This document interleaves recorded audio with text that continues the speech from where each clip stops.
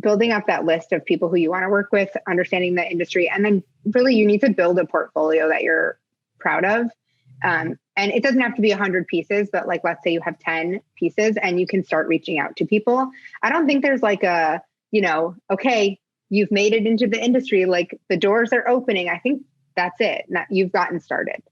And we really like it as like a supplement to other income streams so that you build a sustainable, well-rounded business and you're not just relying on one. I mean, the past year has taught us that like nothing is guaranteed and things always change. And so, especially with licensing, I mean, we saw a decrease in sales because stores were closed. So products sales are down.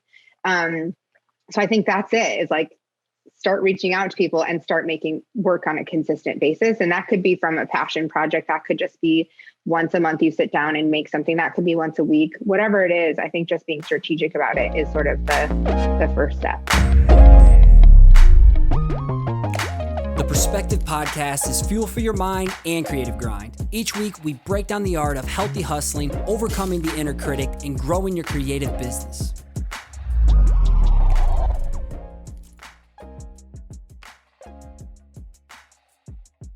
PC family, we have Katie and Ilana of Loomier on the show today. Welcome, ladies. It's nice to finally get a chance to connect with you and meet you in person. So how are you doing today?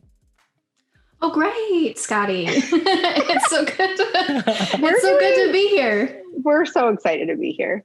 We had an interesting pregame talk right here, but that's the beauty of being pregame. So nobody sees, nobody knows. For those who may not know about y'all, can you give us both a Wikipedia page summary about yourself? We'll talk about the rise of where Loomier come into play, how you were able to scale this into your own full-time business. And then let's just nerd out on art licensing and whatever else happens to flow within the convo.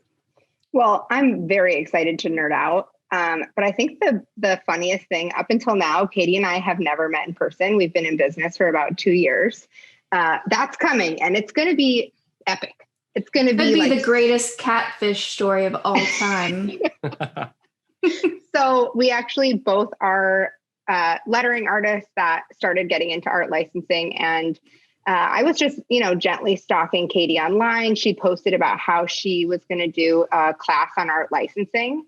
And I had done a couple of Skillshare classes and that was the next one I was going to tackle. So I wrote her and I was like, that's so cool. I can't wait to take yours. I'm also doing one. I'm sure we both have a ton to offer. And Katie was like, let's do it together. And I was like, oh, dang, let's do it together. So we did a course together and then had so much fun and decided to really dive in and offer more value. We feel like we learned a lot through our journeys and we should share it because it was hard for us. And so why not make it a little bit easier for someone else? Yeah. So Loomier is really us teaming up to help take the fear out of business for artists, because when we went out on our own to become full-time artists, it was hella intimidating. There was very little information out there to help us. We had no business knowledge or training from art school or anything like that. So we just want to take away the barriers for other people as much as possible, because we really believe that everybody deserves to love their job and love what they spend their life, the majority of their life doing. So that's really the point of Loomier. It's a resource for artists who mean business. So this is the kind of shit that I wish I had when I got started. I would say 2014, 2015, when I thought freelance was going to be my path before everything else, kind of happened, coaching and podcasting and speaking. But it was intimidating as hell. I didn't know what I was doing. I didn't learn any of it in school. So where did the idea come from? Or where were you just I'm fed up with living in fear, racing to the bottom of poorly charging out of scarcity mindset and desperation to land a job? What was the switch that flipped, or the fed up moment that you're like, you know what, I'm going to start making some cheddar with what I'm doing and I'm going to learn. I feel like I have a good one. Mine's a little dramatic. Yeah, let's get dramatic. So I worked as an art director and I think my parents are both entrepreneurs. So I think I had it in me all along, but I never because it was around me, I never was oh, I'm going to be an entrepreneur. I just always knew that was an option and it never scared me. And then I left my full-time job to pursue freelance. And then I think a couple years in, I had a client who was like, hey, give me all my money back or I'm going to sue you. And I was like, no, excuse me. No, thank you. And I asked other friends in the industry, like, has this ever happened? And they were like, yeah, I just give all the money back because they're crazy. And I was like, no, you gave all the money back for the month or 6 months or whatever you were doing. You gave that all of it back. And they were like, yep, not worth it. And I was like, I think it's worth it to fight. So I went to small claims court and I was like, screw this. I need to talk about this more openly. And I need to share my experience. And I had been sort of working on a book at the same time. And it was all about how to like get started with working for yourself. And that kind of just like, what's the accumulated when you like snowballed? Yeah. Snowballed. I'm doing it with my hands. I'm here for you, girl. We've never met before. That's crazy. You finish each other's sentences. We're telepathic. Sandwiches. Well, is that Frozen? I think it's just a phrase. I don't know. I've heard it here. I've heard it there. Heard it on Frozen, but what am I? I just watch cartoons with my kids. It reveals a lot about you. So I think when I wrote that book, I realized, and people started like resonating with it. I was like, oh, wow, I should talk about this more. And so if I can just make it a little bit easier, like, wouldn't that be a better path to take? If I can learn from someone else's mistakes, or if I can help someone from my mistakes, wouldn't that be better than like just falling down all the time and being all alone? So when Katie and I like talked and we had similar paths, I was like, this just feels right. Like it was a no-brainer. Yeah, our paths we discovered were like eerily similar. Like we really have a very similar backstory. So that's funny, especially since, we haven't met in person, just to have so much in common with somebody else. But then just talking to people in the lettering and the art community in general, a lot of people feel the same way. A lot of people have those fears around business. A lot of people have like a similar path of like considering going out on their own or like having that as an ultimate goal, but being like terrified of all the stuff that's in between where they are now and where that ultimate goal is. It just feels like impossible at some point. And we want to help people not feel like it's so daunting and scary. I think with like girl boss culture too, now people are like, they have this assumption that they're going to do it. It's like almost the exact opposite. So they're terrified, but then they see all these other people doing it and they're like, oh, it should be easy and everyone can do it. And I think we really try and talk about like, this is true. This is the hard stuff. This is the easy stuff. This is the stuff you got to get over. These are the barriers. And like, you decide if it's right for you. We don't know if working full-time for yourself is right for you. Maybe part-time is great. Maybe just doing it for fun is even better, like a passion project. I don't think everyone's cut out for it. Right. There's a lot. It's over-glorified. Doing your thing full-time is fucking over-glorified. Totally. Yeah. For sure. Our job is just to help think. like lay things out for people and then let them decide what's right for themselves. But we're just trying to be as honest and transparent as possible. And if they do want to work full-time, we'll help you, do that. And if you want to, whatever it is that is your dream and your vision for your career, I think it's important to embrace that, even if it's different from other people or whatever you see out there on Instagram. And we just want to help people love their whatever they're doing. Who would you say is like your target person, your perfect person for like the kind of content and resources that you create? Is it lettering artists, illustrators, designers? Is it a whole batch of basically anybody seeking creative business with their work? Yeah, we started out with kind of targeting letterers just because that's the language we kind of speak. But then just by going, we realized that we were attracting people in illustration and design and surface pattern design. And so now it's kind of a mishmash of folks, which is awesome too. And we're, trying to start talking with more fine artists, and we're having more fine artists like weigh in on licensing and help us, understand any kind of areas that we might be missing just because we do have a focus on lettering. And so it's really broadening our kind of spectrum of of art and what we know. And both of us went to traditional school for graphic design, worked in agencies. And so we came from that and completely shifted into more like illustration and lettering. And then we both have these other projects that we do that are not outside, but like I have books and Katie has this other project, the Monster Project, that's like very outside of that box. And so we really talk a lot about, we try and use those assets that we've gotten from these different things that we've done to connect with other people, even if they're not necessarily in the exact same industry as us. And that's what I was telling you on the pregame too, was that we have a good mix of lettering artists, all types of creatives, designers, illustrators, and people just wanting to get into the game and do it the right way versus just guessing and living in fear and thinking, I'm not capable of doing this, not a seat for me at the table. So if we can we dive into like just the basics of licensing 101? You know, we can progress, we can get deeper. And if people like this, let us know. I'll give you a call to action to share the show, but like, let us know if you want to go deeper and bring them back on to nerd out and go fuller on a topic. But let's talk about the basics. I just think the way Katie describes it has really helped me understand it too, because coming from a world where we weren't licensing, I at first really had a hard time grasping how I could use it in my portfolio and to my advantage. But it's basically renting your artwork. So letting someone use it for a particular purpose. But we specifically talk a lot about art licensing for products. Mm-hmm.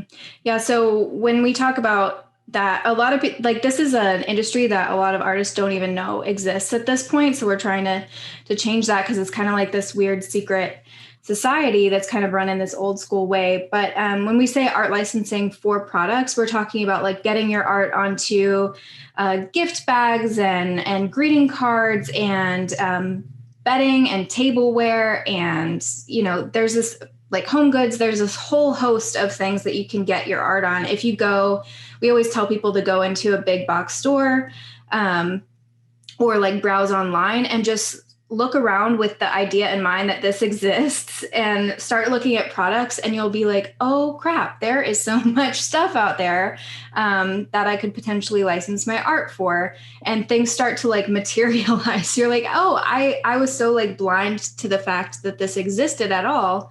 But if there's a product and there's art on it, there's an artist that was responsible for that. So sometimes they'll have like internal teams at these places, but other times, and a lot of times, they'll have independent artists who create the art and license it for that. So that's what we teach about, and that's what we do. One of our biggest income streams, both of us separately do licensing, and it's been really, really awesome.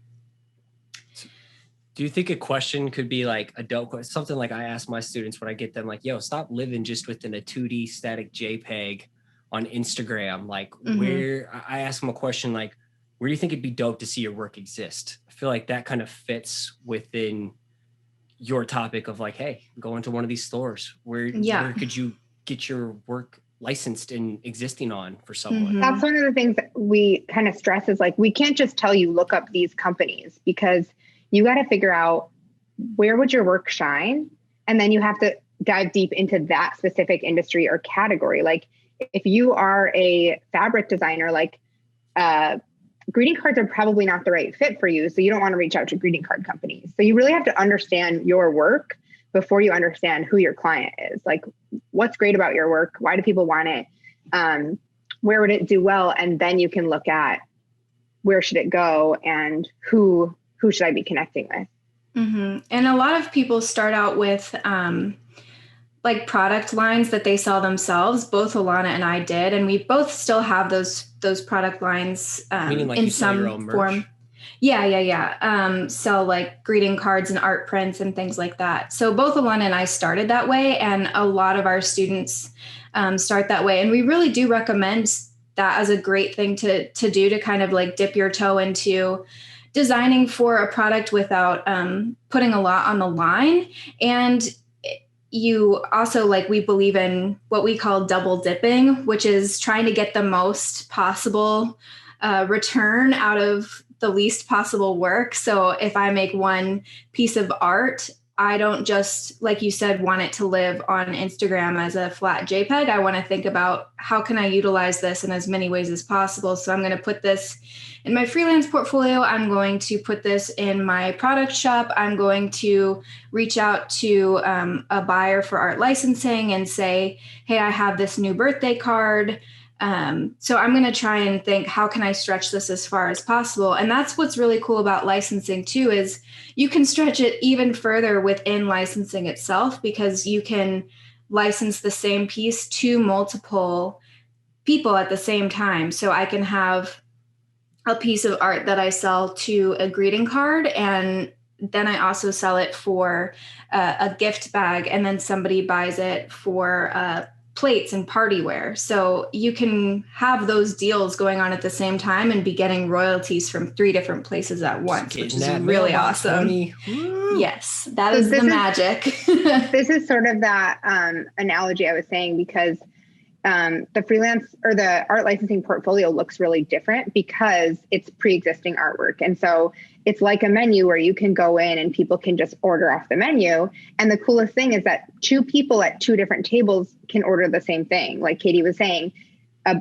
greeting card buyer could purchase the thing off the menu, and then someone in a different industry, like a t-shirt apparel company, could purchase that same design for their t-shirt line. And so you can seriously like serve it to multiple people at different tables, which is like the best kind of double dipping. And it's not the kind that's disgusting, like dipping your chip twice during a pandemic. Let me rewind it real quick. And let me ask you both like a personal question. When did you understand like, hey, this is my style of work, and I feel like it could exist and be super dope within this type of setting? Where you said, like, when did you know, like, hey, I think I found my style and this is where I think you could shine? When did you know that, or how did you find that out? Because I think a lot of people are like, well, shit, I don't even know where my work would look good at right now. I'm just trying to find my groove. Mm-hmm. Well, I think we've both answered this question with like, I don't know if there was like a specific moment. It was kind of a slow burn, but we both made a shit ton of work. We made like so much work that people ask us all the time, how do you find your style? And our answer is it just intrinsically exists in you. And it's a culmination of things that you love and things that you've seen. And it's really, really important to be observant and to go out and look at other people's work and find things that you love, so that you start to internalize these and churn it. And it all kind of comes together with who you are as a person and comes out of you in a way that isn't even necessarily like intentional. I think when people try to do a style, like they try to actively think I'm creating my own personal style, it might be a little bit, it might be forced and might not actually be, where you end up going. But if you give yourself a prompt, like a creative brief, and then you answer that brief with a sketch or whatever it is, you're just naturally going to do that in a way that's different from anybody else. So iterate and iterate and iterate, and then look at the patterns that come out from what you've made, and you'll start to see, oh, this is my style materializing literally in front of me. Right. And I think, okay, so one of the things is to be inspired, allow yourself to be inspired by multiple different people, because you're going to take something from this person, something from this person, something from here. The book, Share Your Work. Austin Kleon, Share Your Work. That's the one. Yep. Awesome. And then I was going to say the other thing that's so great about working with Katie is that she said that while she was speaking, I was like, yes, that's so good. That's so true. But also on the other hand, like it is normal to feel like, what's my voice and do I have a style, and how would other people talk about this? Because I've come to Katie before and said, how would you describe my style? Like, have I found it? I could describe hers really easily, but we're always so harsh on ourselves, but also like, we're always evolving. So my work from 2 years ago doesn't look the same as my work from today, but I could look at it and say, oh, but I guess I did really like things that are, X, Y, and Z. And those are still consistent today. I've just gotten better or stronger or different. And so it's less about being like, oh, she's the girl that only does this, or the artist that only does this. But it's like, oh, her their voice is strong or colorful or happy, or like these things that don't define you to one box. They're things that could apply to so many different things, even different materials. So like the next step from there, kind of when you're finding your groove, like maybe I can start mocking my stuff up or creating my own personal products just to find where I want my art to exist. And then you can start building your catalog and outreaching and figuring out where these people live, how you can get in front of them. Is that like the steps you both took? Yeah, I think kind of like paint that picture of like finding your style, mocking it up and presenting it on your own posters, your prints, your whatever, your own personal merch, and then taking it to the next. People are missing the next step from there. Yeah, I think one thing before you get to that next step is to remember context. Like we see this a lot where people are just like making work and they're usually making it for Instagram, but then they've forgotten that there's no context. So if you want to be a greeting card designer, sharing that on Instagram is not viral content. So if you're trying to grow on Instagram by sharing happy birthday cards, like it's just not the same. It's great. You should share that work, but like you shouldn't expect that it's going to go viral. There's like a happy birthday card featuring account or something out there. Right. And you should just share it because you want to share it and like change your expectations. But I think that's the thing is like people forget the context. Like, am I great at lettering? If so, birthday cards would be a great fit. Or do I hate, am I like a Scrooge and I don't want to do holiday designs? Like that's fine. You have to figure it out and you only figure that out by creating. But I think there's never a time that's too early to start putting it out there because you're inviting people to watch you grow. So post it now. And then in 2 months, when someone has seen how much better you've gotten, maybe that's when they want to reach out and start working with you because they've seen that you're able to adapt and change and grow. So I think, people get really scared about reaching out to buyers and like that next step, but they also just don't even start the first step. They don't start sharing their work or putting it out there. They just like do one thing behind the scenes. And then they're like, okay, am I there yet? Yeah. The first thing that I really did was, again, I started that product line and I started putting lettering on greeting cards because it was really just a natural fit, lettering and messages on greeting cards. Plus I really like copywriting. And so that's something that it kind of fell into place. And once I started putting those on my shop and sharing them on Instagram, that's when greeting card companies started being like, oh, okay, I guess she does greeting cards. And so they started reaching out to me and saying, do you license your designs? And I was like, yeah. And then Googled what the fudge are they talking about? So yeah, that's how licensing just kind of like fell not onto my lap. I mean, I worked you put yourself in a position to attract that opportunity. Right. Exactly. And so that's when I started like discovering that licensing was even a thing. And then it kind of just like grew out of that. Yep. And this is where our stories get so similar is I was working full-time as an art director and I was doing a ton of outreach to try and get freelance clients. And I asked someone, hey, do you guys work with freelancers? And they were like, sure, here's a licensing contract. And I was like, wait a second. So they told me, and I was like, I'm going to take a chance. And that one job ended up paying, which is rare. Let me just like preface, this is rare. This has never happened since that one time. That paid more than my salary for the year. And I worked as an art director. What? What was your salary at the time? Can we like do numbers? Yeah. My salary as an art director was $40,000. I live in upstate New York. And I made more than that on this one job. Again, rare, like what's happening? But it was like one of their first years and they didn't really know what to expect. And like people overbought because they were excited about it. Now it's like a successful brand and they're doing great. But, so I was like, okay, I'm going into this income stream. And, did you quit your job right after that? Well, you know what? It took like 2 years to know that, but I did. I was like, this is the thing that's going to help me pivot. And, then the licensing life cycle is so long, but I was like, this is my chance. So I'm going to dive into this. And then I saw the potential and now I can use those pieces somewhere else. But I didn't really have an idea. And again, like that is so rare. I would say that the licensing industry is like not the most high paying industry either. And yeah, there was something else that Katie mentioned that I thought was just like a really, just like outreach. neither of us are like sitting here saying like things have just fallen in our lap. Like we actively seek and intentionally share things to hopefully get us in front of the people we want to get in front of. But I would say if you're not putting yourself in those situations, like start doing that now. Start putting the work that you want to get out there, and then like literally put it in front of someone who would be a good fit for you. Like put it in front of a good client and follow those people and get in those like circles of people who you want to work with. Like email them and see if they're hiring or if they work with freelancers or whatever the case may be, because like, what do you have to lose? What's your process of finding someone? You know, are you going into like detective mode? Are you in like LinkedIn Premium and accounts like that? Or like, what are like your top 3 tips for getting creepy and finding someone to get top 3 tips for getting creepy? Yeah.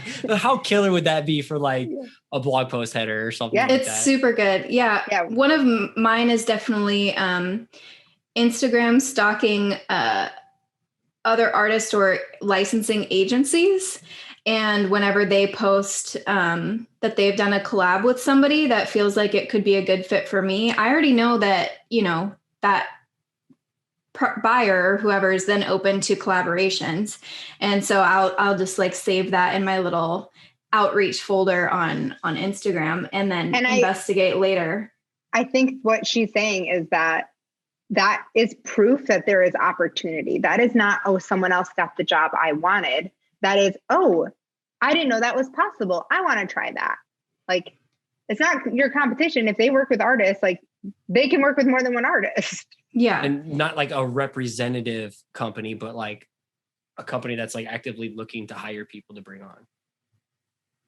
Representatives of like, hey, I'm an art rep and I am represented by so-and-so, like that. Mm-hmm. Or like, well, it could be a variety of things. Like there's agencies that represent artists, and they'll post work like, oh, our artist Ilana just did this collaboration with this greeting card company and here's a picture, and I'll be like, save.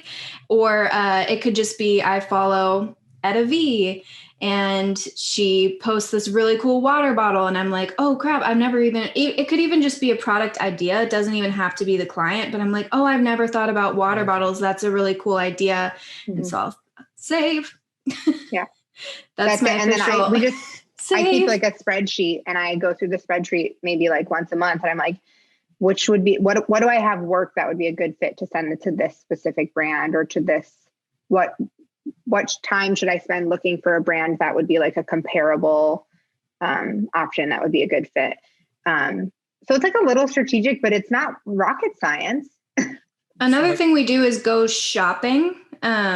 We just go to stores and look around, and when you find a product that's really cool that you could see your work on, you just turn it over and you're like, oh, who made this? You know, whatever information you can glean, you just take a photo with your phone and stick it in your spreadsheet. And then later you can do some internet sleuthing on whether it's on LinkedIn or, Art Buyer or Art Director is usually the title that you're looking for the person to get in contact with. So however you do that, I've definitely done LinkedIn.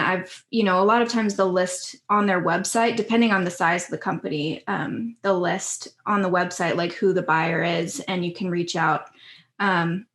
And another thing too is like, I think a lot of people initially think, oh, I have to reach out to the biggest companies, but actually the best opportunities for smaller artists who are just getting into licensing might be the smaller companies that you can grow with and the people that are easier to get in contact with. So I definitely want people to not forget that step as well and to consider that. Right. Like, don't think you have to call the CEO of Target. Yeah. But Target actually sells other brands. So, you just have to like step back a minute and like strategically think about and like I guess it's sort of just changing the way you think about things, because when I first started was like, okay, so I call Target and I tell Target I want to do X, Y, and Z. And it's like, oh, that's actually not how it works. So you really have to kind of retrain your brain from Target. They're like, you reached the pharmacy. Can I help you? Please. Which aisle do you want to be directed to? So how do you briefly touch on this? I get hit up all the time about like podcast inquiry stuff in very gross ways. And it just really turns me off. So how do you do non-gross cold outreach? Or do you have a couple tips for like when you That's another great headline, Scotty. You're just like churning them out. I like copywriting. That's my jam. But like, what are like a couple tips? Because some people just, hey, I want a license. How do I do this? Let's get in touch. Here's my work. Mm-hmm. That's gross. That is gross. I think the biggest thing is to like genuinely do the research up front of who you want to work with. And if it's a company you want to work with, like you should have done a deep dive and figure out, hey, I found you on Instagram. I love your work. I see that you make baby, blah, blah, blah, blah, blah. And I actually am a designer in that industry. I would love an opportunity to share my work with you and maybe hear more about what you do. I loved your recent XYZ, blah, blah, blah, blah. Like that is a lovely email personal. To get. Yeah. Personal. It's not like I'm sending 45 of these emails a day. Like I send one, one once in a while because it's someone like a template. Yeah. It's, if you like compare it to influencer marketing, like hopefully a good influencer is looking at products and like really understanding the product and getting a bigger chunk of change because they're invested in it and like genuinely like it. And that's why it works. If you see someone who like isn't in the health and wellness industry, and then they all of a sudden post about those like, vinegar vitamins, gross. You're like, why would I swipe up? I don't trust you. Like you don't have any clout in this industry. And so it's really like doing the research and getting invested in a partnership that would be beneficial for both people. And then like building a relationship. Beautiful. Thank you. No, apple cider vinegar gummies sound disgusting. Yeah. Horrible. Or like mushroom capsules for your brain. Right. I don't know. So if someone wanted to get in licensing, how could you just like oversimplify? Because I know you have a wealth of resources on your page, which we'll talk about here in a little bit. But if like someone wanted to get into licensing now, I feel like they found their style, they've mocked up or like did their own little product line. Now they know a little bit about the outreach portion. What would be the next steps in terms of like professionally doing this and making passive income off of it with their work? I mean, we have a free training all about it. You give some high level on it, and then let's direct them over to the free training. Yeah. Sure I think the biggest thing is that licensing works really different. So I think the first thing is understanding the industry. And again, your style is going to evolve over time. But I think building up that list of people who you want to work with, understanding the industry, and then really you need to build a portfolio that you're proud of. And it doesn't have to be 100 pieces, but like, let's say you have 10 pieces and you can start reaching out to people. I don't think there's like a, okay, you've made it into the industry, like the doors are opening. I think that's it. You've gotten started. And we really like it as like a supplement to other income streams so that you build a sustainable, well-rounded business and you're not just relying on one. I mean, the past year has taught us that like nothing is guaranteed and things always change. And so especially with licensing, I mean, we saw a decrease in sales because stores were closed. So products sales are down.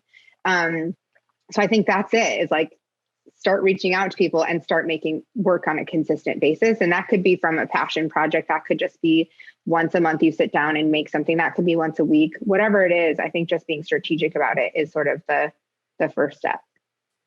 Mm-hmm. Yeah, definitely making a schedule for yourself is going to be really helpful to hold yourself accountable so it doesn't just fall on the back burner. And then, another thing that you can think about along the line later on is there are agents for art licensing.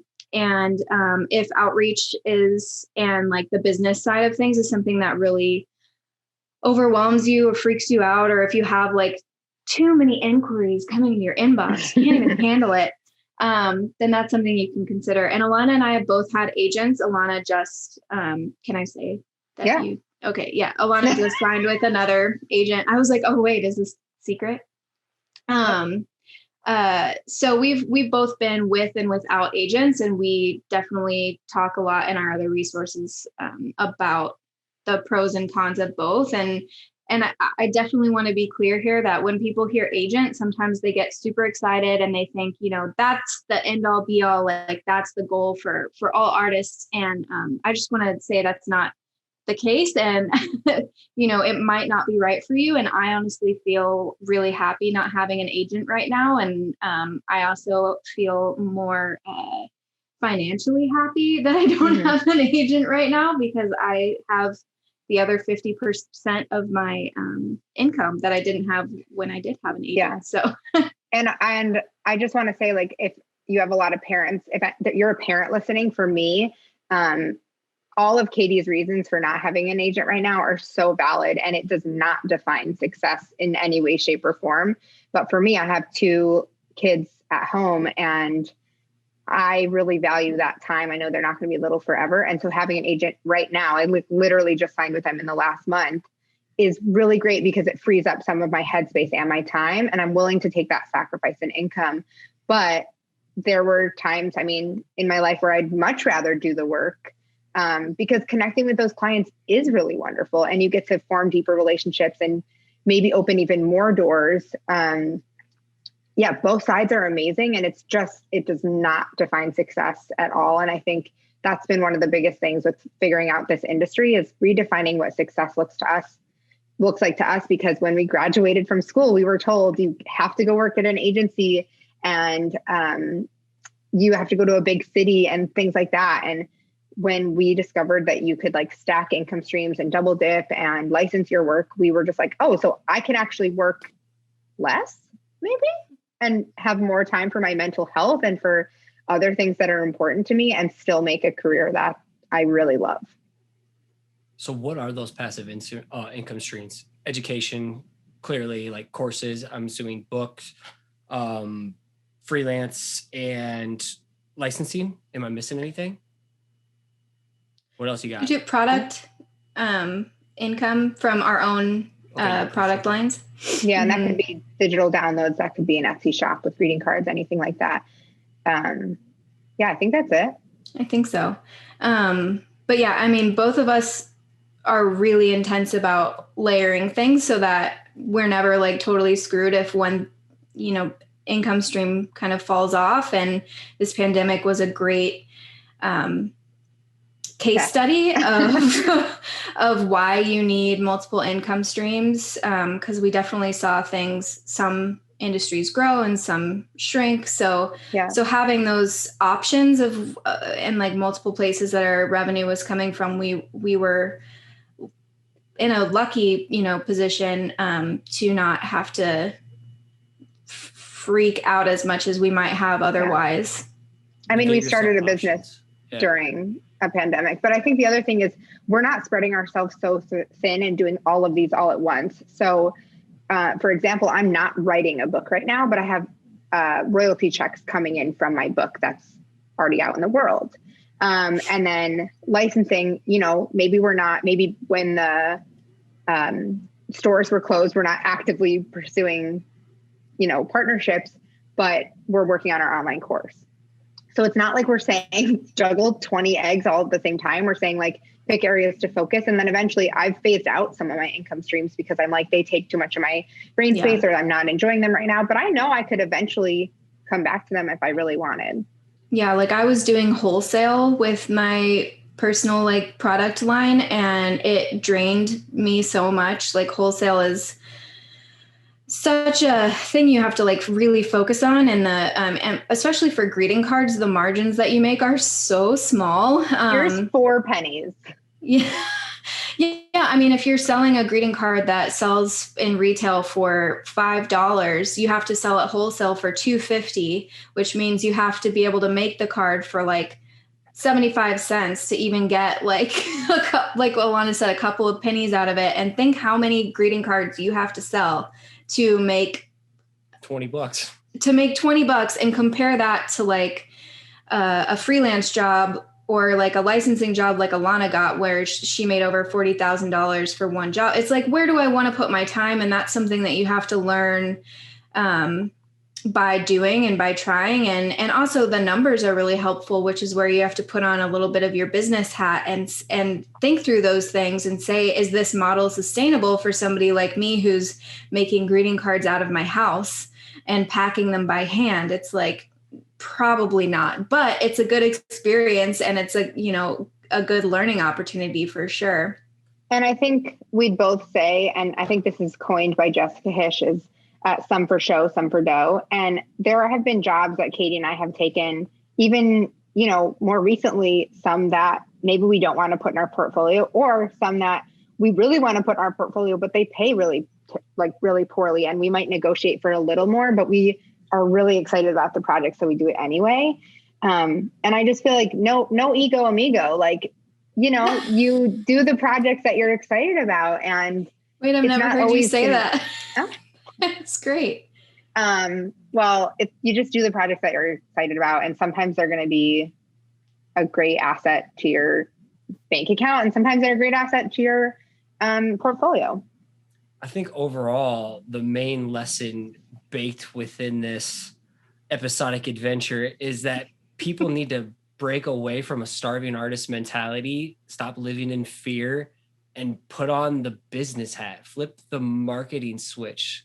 I think that's the difference between a starving artist and people who feel like there's no shot for them, is because they're scared to learn. They just have the create hat on all the time. And like, maybe if I get an art rep, I'll be saved. And it's like, take control, give yourself a shot, bet on yourself. And there's a lot of people that say, I hate business stuff. Like, I'm scared of business stuff. I really don't like it. It's not my personality. But I'm sure you realize that there's a really creative aspect to business. And once you kind of are able to get past that fear of the unknown, you can really see there's something for everybody in business. Like, I love the strategy aspect, and I love learning about other founders and CEOs and all the creative pivots that they had to do. And, all that stuff can be really, really interesting. It's just, you have to kind of be willing to step past the fear and the stigmas that you might have in what you think business is, and find the part that really excites you and meshes with your personality. Yeah, I don't think you can. I feel like this sounds so harsh, and I'm re-saying it over in my head. Get harsh. People need to. I don't think you can be a successful, sustainable artist if you don't excel at wearing the business hat. And that doesn't mean you can't ask for help and hire people to help you. It means that you find what works and you make it happen. So whether that's hiring a coach or hiring a team member or whatever, you need to excel at being a business owner. You cannot sell your work if you don't spend any time selling. You don't just post something online and automatically become a successful business owner. Maybe that's happened for someone, but it has not happened for us, Yeah. And so we really had to find ways to fall in love with the business side of things. And I know that doesn't come naturally, but it is critical. If you want to run a creative business, you've got to learn business. Yeah.